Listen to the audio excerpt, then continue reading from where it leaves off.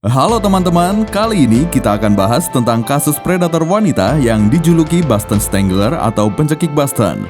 Berawal dari keresahan setelah terjadinya 3 pembunuhan dalam 1 minggu, seorang jurnalis wanita bernama Loretta meminta ditugaskan untuk meliput kasus tersebut. Tak disangka, kasus itu ternyata lebih rumit dari yang dibayangkan, bahkan dia sampai harus melawan kepolisian. Cerita tentang perjuangan Loretta memburu pencekik Boston ini kemudian diangkat menjadi sebuah film kisah nyata berjudul Boston Strangler yang dirilis pada tahun 2023. Daripada membuat kalian semakin penasaran, langsung saja ke alur ceritanya.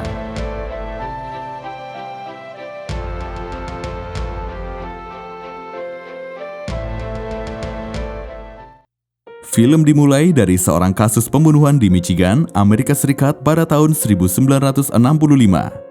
Suatu malam, seorang pria yang melaporkan pada polisi adanya orang asing yang masuk ke unit apartemen di sebelahnya. Ketika polisi datang dan mendobrak pintu unit tersebut, ditemukan mayat seorang wanita dalam keadaan yang mengenaskan. State police! Open up! State police!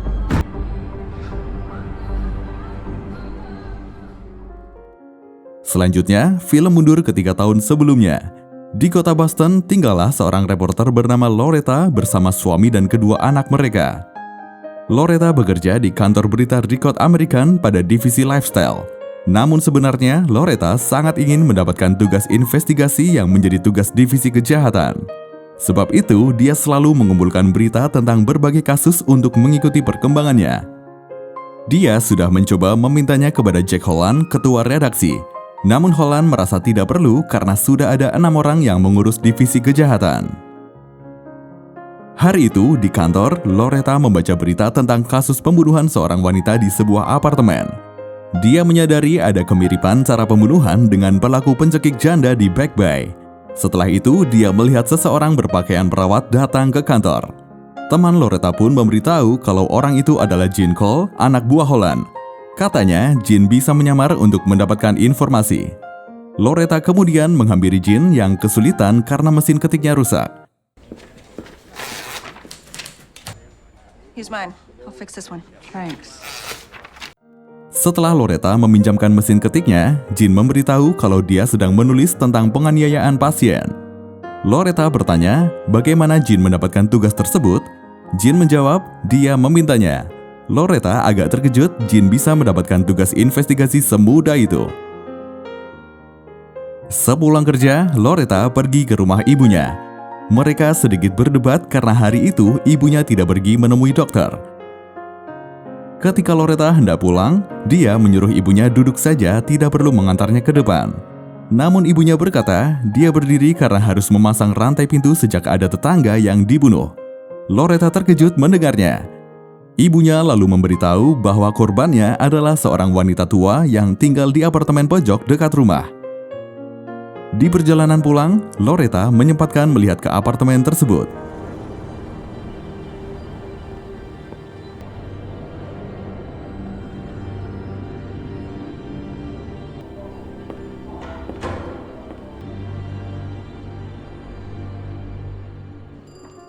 Besoknya di kantor, Loretta memberitahu pada Holland mengenai keresahannya setelah 3 wanita terbunuh dalam 1 minggu.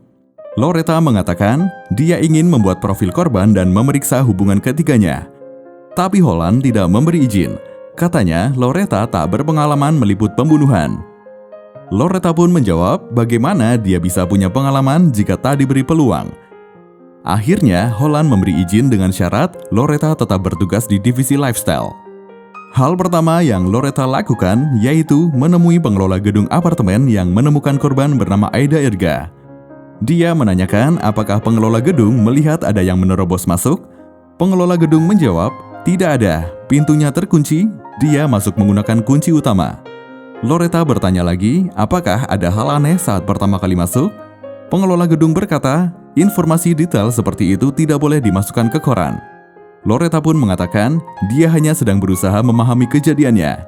Pengelola gedung lalu memberitahu bahwa dia menemukan korban di lantai dengan kaki terbuka lebar.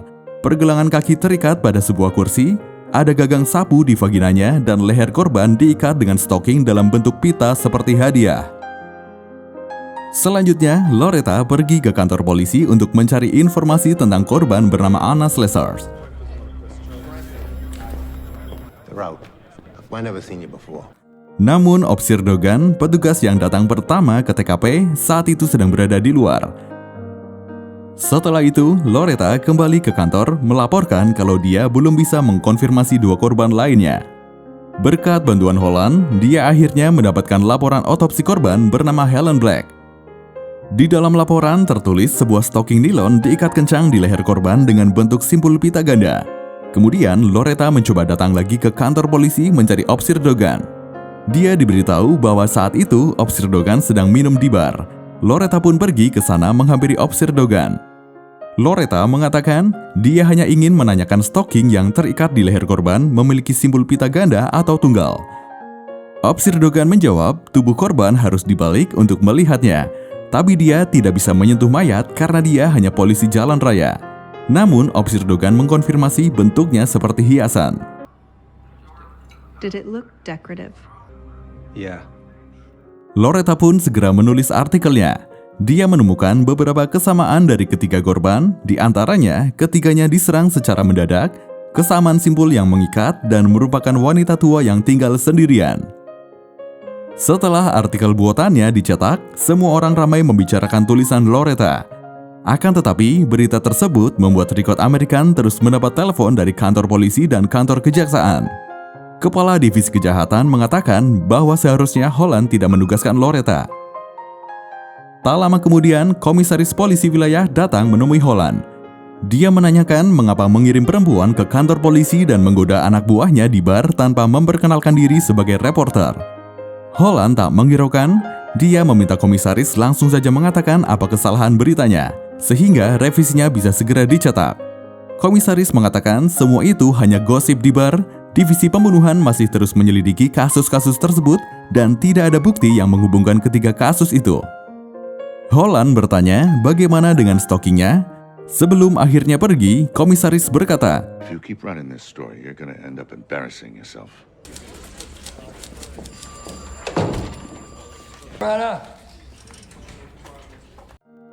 Setelah itu, Loretta dipanggil ke ruangan Holland. Holland memberitahu semua yang dikatakan polisi.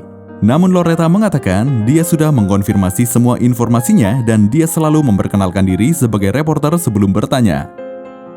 Karena terlalu banyak ancaman, Holland menghentikan berita lanjutan mengenai ketiga kasus itu. Loretta pulang dengan tidak bersemangat.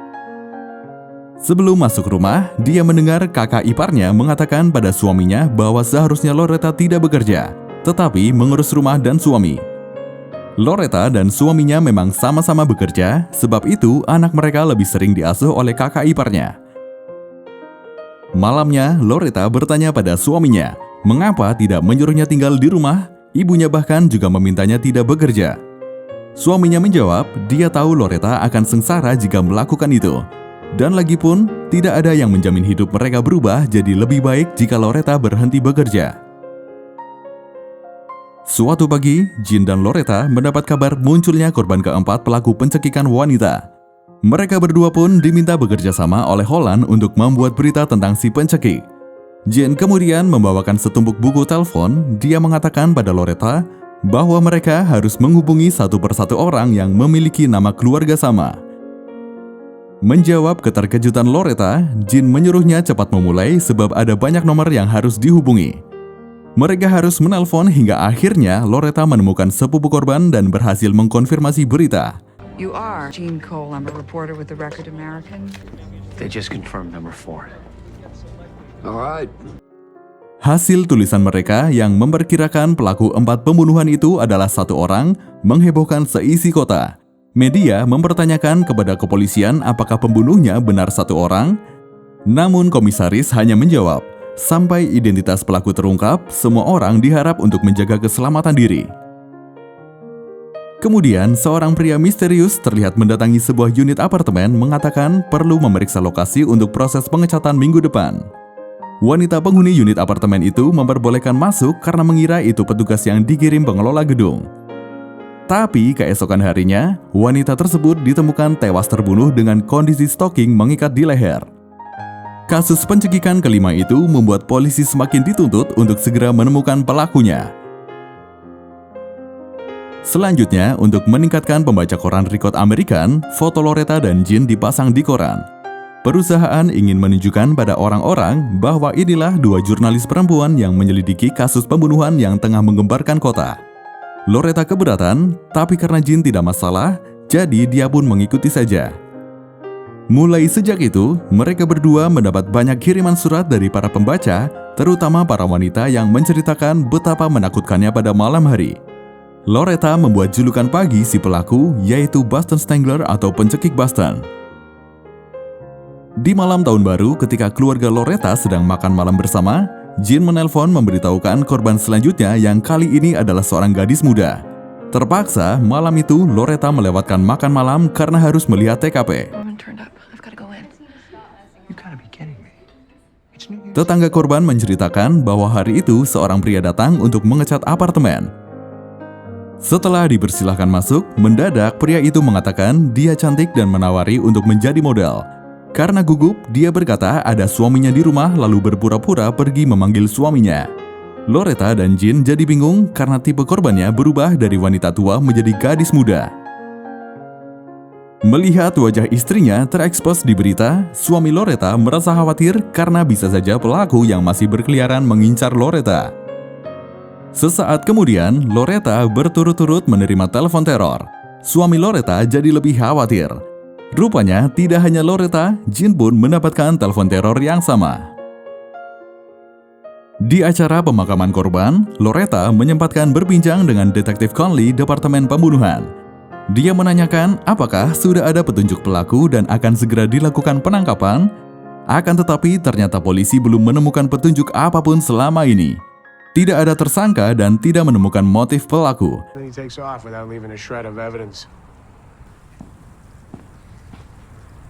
Jim. Tidak berselang lama, beberapa korban wanita muda lainnya muncul. Korban ditemukan di apartemen Lawrence dengan keadaan stocking dan baju senam terikat kencang di lehernya. Lalu korban bernama Beverly, mahasiswi Universitas Boston, dicekik dengan stocking sutra di apartemen Back Bay. Dan yang terbaru yaitu Patricia Bissett, seorang sekretaris berusia 24 tahun yang juga dicekik di apartemen Back Bay. Jean datang ke rumah sakit untuk menanyakan hasil otopsi Patricia. Petugas mengatakan Patricia dalam keadaan hamil. Setelah itu, Jean mendatangi kantor tempat Patricia bekerja.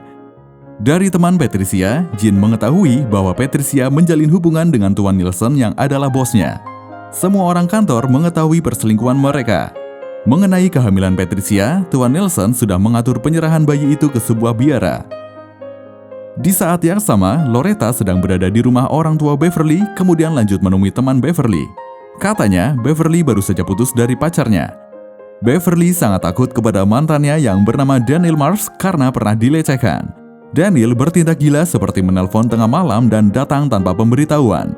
Hal itu terjadi hingga sebelum Beverly meninggal. Loretta kemudian mengunjungi rumah Daniel. Tempat tinggal Daniel yang menakutkan membuat Loretta ragu untuk berbincang dan akhirnya langsung pamit pulang.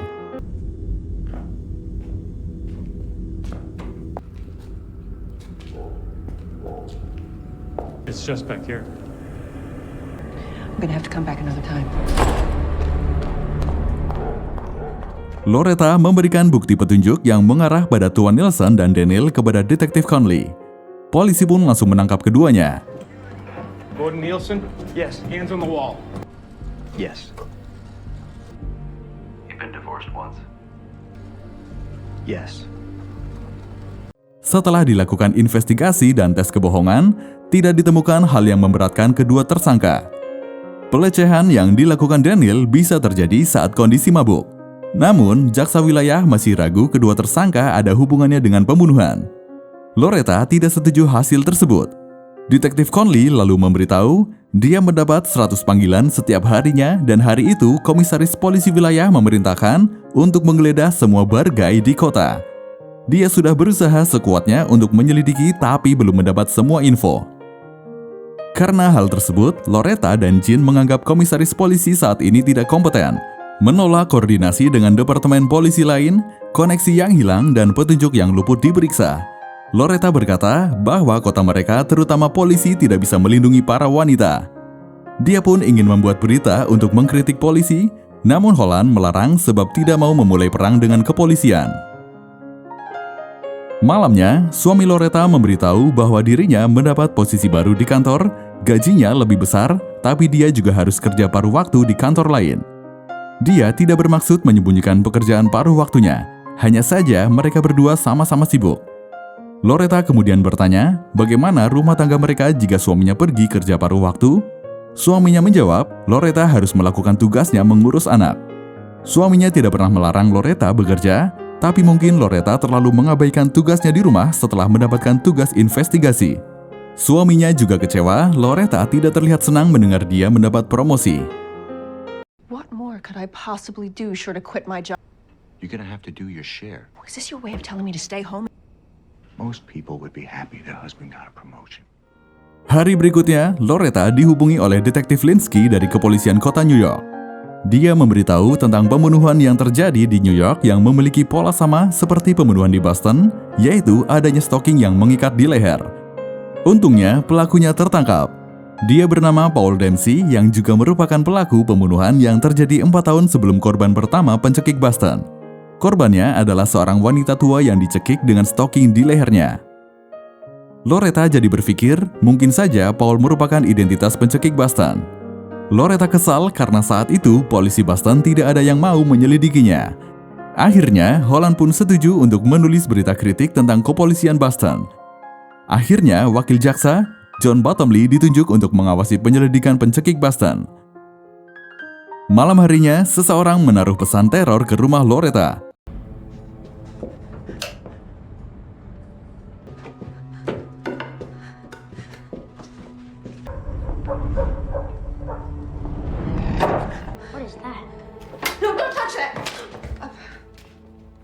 Esoknya di kantor, Jill melakukan protes pada Holland agar tidak lagi memasang foto mereka di koran.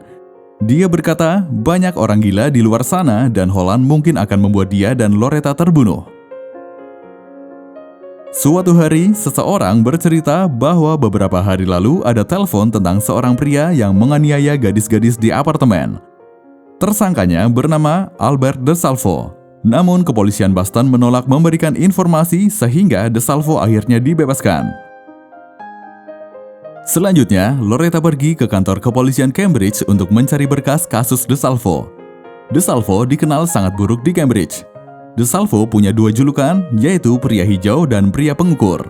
Disebut pria hijau karena menggunakan seragam kerja berwarna hijau dan disebut pria pengukur karena DeSalvo meyakinkan para gadis membiarkannya masuk untuk mengukur tubuh mereka. Loretta mewawancarai gadis yang jadi korban pelecehan DeSalvo.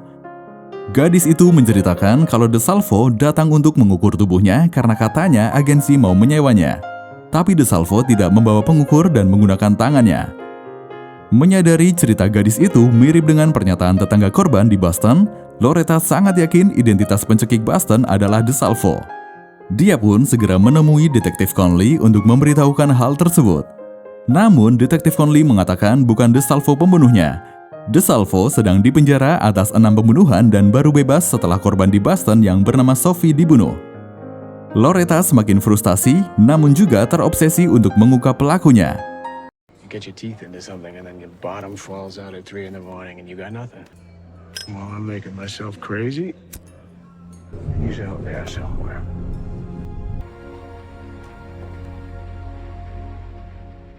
Hari berikutnya, Loretta dan Jean mencari surat pembebasan DeSalvo. Dari sanalah mereka mengetahui bahwa DeSalvo mengajukan petisi kepada hukum untuk dibebaskan lebih awal dan hakim mengabulkan karena berperilaku baik. Berarti DeSalvo sudah bebas 2 bulan sebelum pembunuhan pertama di Boston. Memasuki tahun 1964, DeSalvo diberitakan sebagai tersangka kasus pencekik Boston. Tak lama setelah itu, pengacara mahal ternama dikonfirmasi menjadi pengacara untuk DeSalvo.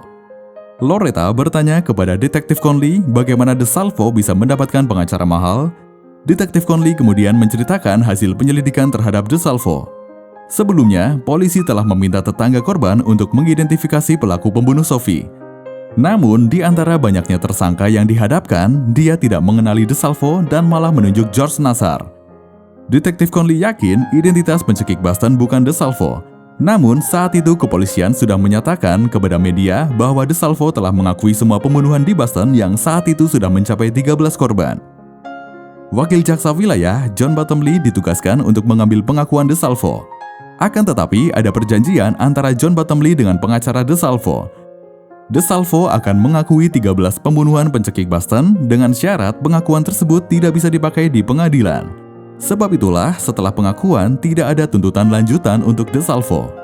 Dengan begitu, kasus pencekik Boston pun berakhir. Loretta belum bisa menerima kasus itu ditutup. Menurutnya, pihak berwajib telah mengacaukan penyelidikan besar di kota Boston. Holland membujuk Loretta agar tidak lagi membuat masalah. Jean juga sudah diberikan tugas baru dan setuju untuk mengakhiri menyelidiki kasus pencekik Boston. Namun Jean berjanji akan segera meliput kasusnya lagi jika muncul korban berikutnya. I took a new assignment. Never see the knife with you people. If there's another murder, I'll drop everything. But until then, we cover the news. We don't make it. You've got to be kidding me. Setelah itu, Loretta menemui Ibu Beverly untuk memberitahukan bahwa kasus akan ditutup. Ibu Beverly sangat sedih putrinya tidak mendapat keadilan. Melihat kekecewaan Ibu Beverly membuat Loretta akhirnya memutuskan untuk tidak menyerah. Kemudian, seperti yang muncul di awal film, pada tahun 1965, di Michigan terjadi kasus pembunuhan serupa di mana korban diikat stocking di lehernya. Detektif Delenn yang bertanggung jawab untuk kasus itu langsung menghubungi Loretta. Katanya, TKP hampir identik dengan kasus pencekikan Boston. Detektif Delenn ingin tahu apakah Loretta masih menganggap pelakunya adalah DeSalvo. Malamnya Loretta mengemasi barang untuk pergi ke Michigan. Suaminya lalu bertanya kapan Loretta akan melepas kasus itu, tapi sepertinya dia sangat paham Loretta tidak bisa dihentikan jika sudah memutuskan sesuatu. Jadi, meski marah, dia tetap meminta Loretta berhati-hati. I think you're gonna find out there. When are you gonna let this go? Be careful, will you?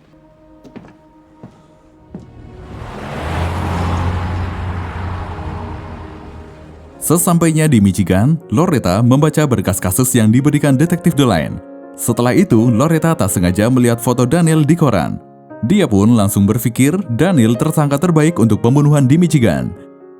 Sebelum pindah ke Michigan, Daniel pernah menjadi tersangka pembunuhan pacarnya di Boston. Detektif Delenn pun mengkonfirmasi bahwa benar Daniel menjadi tersangka mereka. Hanya saja, polisi belum memiliki cukup bukti untuk menangkapnya. Loretta adalah orang kedua yang menunjuk Daniel sebagai tersangka. Yang pertama yaitu Dr. Robbie, direktur medis rumah sakit di Bridgewater. Loretta bingung kenapa Dr. Robbie bisa terfikir Daniel pelakunya. Dia pun menelpon Dr. Robbie untuk menanyakan alasannya. Dr. Robbie berkata dia tidak mau menjawab mengenai pasiennya. Saat itulah Loretta baru mengetahui Daniel adalah pasien rumah sakit di Bridgewater. Loretta kemudian meminta bantuan Jean untuk melihat catatan kejahatan Daniel di kantor polisi Boston. Rupanya, dulu setelah Daniel ditangkap, Dr. Robbie mengevaluasinya dan membuat Daniel dirawat. Daniel berada di bangsal yang sama dengan DeSalvo selama 3 bulan. Setelah itu, Loretta menghubungi detektif Conley di Boston. Tapi ternyata detektif Conley sudah berhenti bekerja. Dia pun menghampiri detektif Conley di rumahnya dan mendapati sedang dilakukan syuting reka adegan interogasi DeSalvo untuk dijual. Loretta sangat kesal melihat perbuatan detektif Conley. Tak ingin memperpanjang masalah, Loretta meminta detektif Conley memberikan rekaman pengakuan DeSalvo. Loretta tahu detektif Conley membuat salinan rekamannya, jadi dia tidak perlu meminta izin kepada John Bottomley. Detektif Conley tak mau memberikannya. Tapi keesokan harinya, Loretta mendapat paket berisi rekaman pengakuan DeSalvo.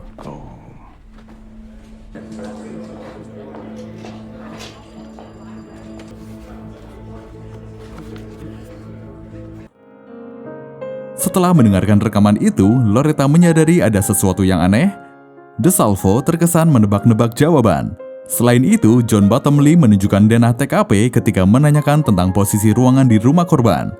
Jean yang sempat ikut mendengarkan pun menyadari hal itu. Jean berkata, pengacara manapun pasti bisa menghancurkan pengakuan tersebut.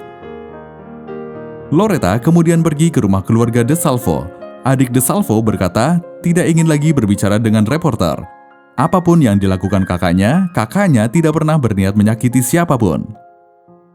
Loretta pun berkata, dia tahu ada cerita lain di balik semuanya, tapi dia tidak bisa mengungkapnya jika DeSalvo tak mau berbicara.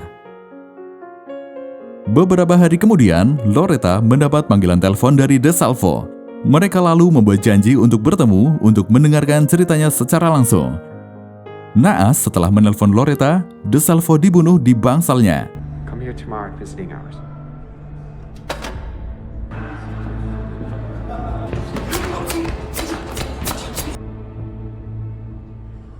Loretta bergegas ke sana untuk mencari tahu apa yang terjadi. Ada yang mengatakan bahwa DeSalvo dibunuh karena narkoba, tapi menurut Loretta itu tidak mungkin.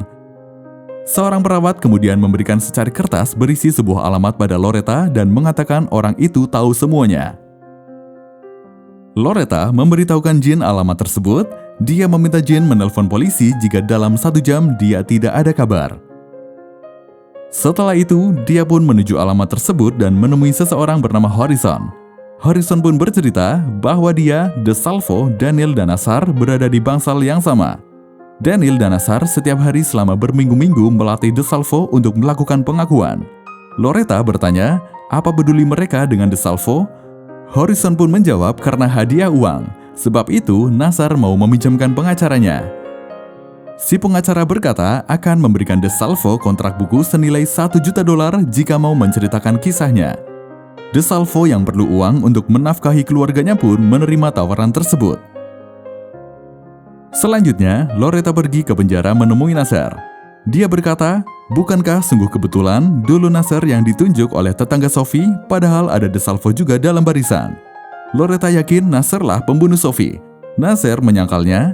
Lalu Loretta bertanya mengapa Nassar melatih pengakuan DeSalvo. Nassar menjawab, I was just helping him remember.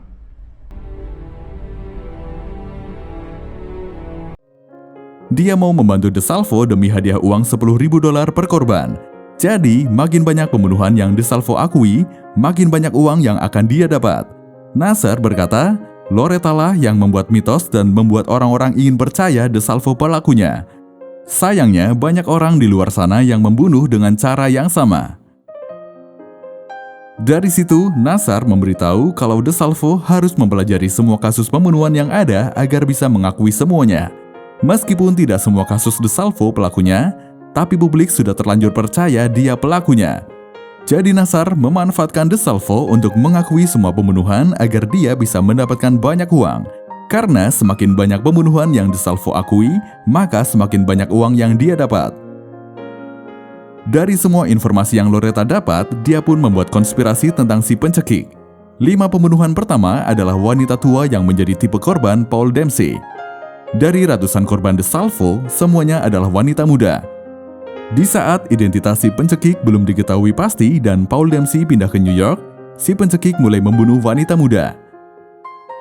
Setelah itu, pria lainnya yaitu Nassar, Daniel, Tuan Nielsen, dan mungkin masih ada lagi memakai si pencekik yang sedang populer sebagai kedok membunuh wanita. DeSalvo bertemu dengan Nassar dan Daniel di rumah sakit Bridgewater.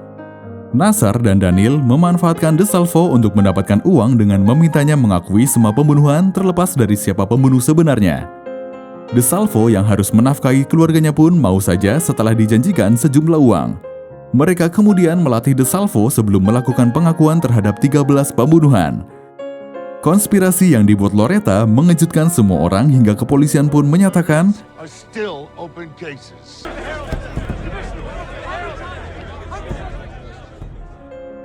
di akhir film diinformasikan Daniel tidak pernah dituntut atas pembunuhan apapun. Nassar masih berada di penjara dan tidak pernah menerima uang hadiah. Lalu pada tahun 2013, DeSalvo dikaitkan dengan pembunuhan ke-13 melalui bukti DNA. Sedangkan 12 pembunuhan lainnya tetap tidak terpecahkan. Seperti itulah kisah tentang kasus predator wanita yang dijuluki Boston Strangler atau pencekik Boston. Terima kasih dan sampai jumpa di alur cerita selanjutnya.